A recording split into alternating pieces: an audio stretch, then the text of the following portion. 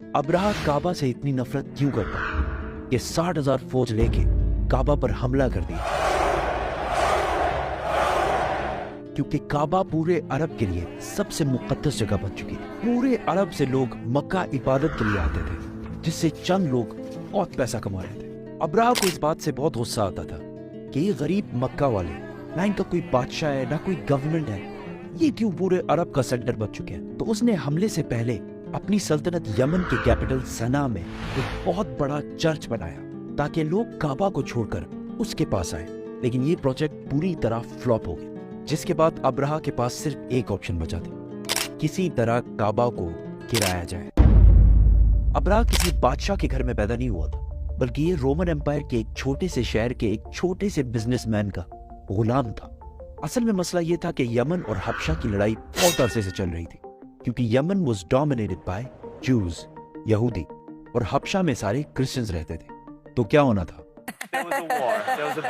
तो पहले यहूदियों ने हमला किया और क्रिश्चियन इलाकों में बहुत तबाही मचाई, जिसकी वजह से सुपर पावर रोमन एम्पायर को बहुत गुस्सा आया। तब भी क्रिश्चियंस ही सुपर पावर थे, तो रोमन एम्पायर ने हबशा में अपने क्रिश्चियन भाइयों की मदद करके यमन में यहूदियों की सल्तनत हमेशा के लिए खत्म कर दी। और इस काम के लिए उन्होंने अपने ही गुलाम को भेजा, जिसका नाम था अब्राहा, जो 1 लाख फौज लेकर गया और यहूदियों की तबाही मचा दी। इस जीत के बाद अब्राहा बहुत ज्यादा स्ट्रांग हो गया और उसने यमन को अपने ही मुल्क हबशा से अलग कर लिया। मतलब एक जनरल ने अपने ही मुल्क से बगावत कर दी, मतलब ऐसा कहाँ पे होता है। हबशा के बादशाह को इस पर बहुत गुस्सा आया और उसने फिर एक फौज भेजी, लेकिन इस बार अब्राहा के खिलाफ। इस नई फौज ने अपने ही जनरल को कत्ल करके अब्राहा के सामने पेश किया और अब्राहा के फौज में शामिल हो गया। इसके बाद अब्राहा पूरे अरब का सबसे ताकतवर बादशाह बन गया और पूरे अरब में उसका इन्फ्लुएंस फैल गया।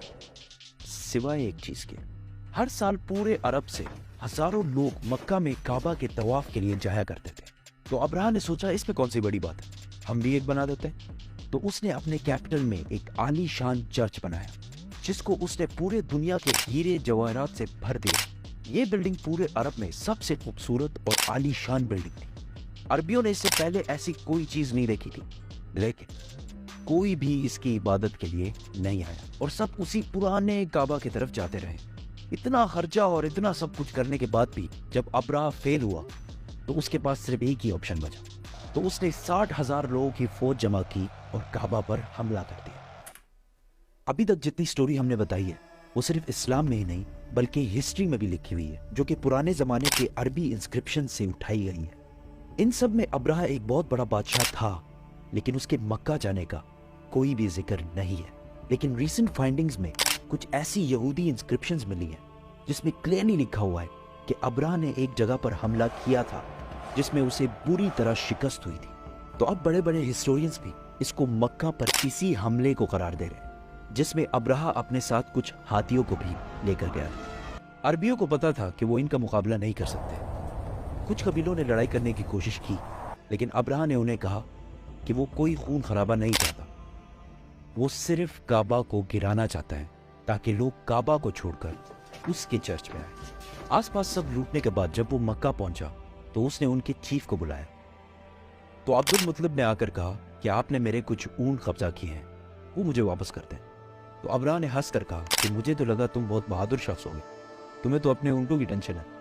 तो अब्दुल मुतलिब ने कहा कि मैं सिर्फ अपने ऊंटों का मालिक हूं, इस घर का जो मालिक है वो जाने और तुम जानो, लेकिन इतना मैं बता दूं, आज तक कोई भी इस घर को नुकसान नहीं पहुंचा पाया। अल्लाह।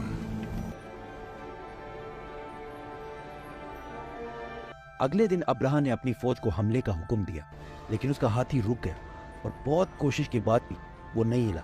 उसी वक्त आसमान से कुछ परिंदे आए और हर एक के मुंह में एक पत्थर था।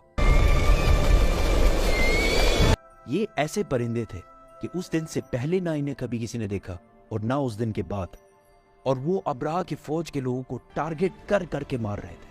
अब इसको बहुत सारे हिस्टोरियंस ने स्मॉल पॉक्स की एक एक्सट्रीम किस्म का है, क्योंकि जैसे ही पत्थर इनके जिस्म को लगता था तो वो खारिश कर करके अपने ही गोश्त को निकाल देते, हत्ता कि कुछ लोगों की हड्डियां तक नजर आने लगी। इस हालत में ये फौज वापस भागी اور ابرہہ کی 60,000 کی فوج تباہ و برباد ہو گئی۔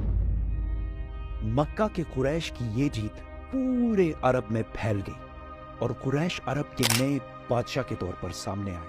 اس واقعے کے بعد پورے عرب سے لاکھوں لوگ کعبہ کے طواف کے لیے اور بھی آنے لگے اور مکہ میں ہر سال اوقاز کا عظیم الشان میلہ سجنے لگا۔ مکہ والوں کی دولت ڈبل ٹرپل آسمان سے باتیں کرنے لگی۔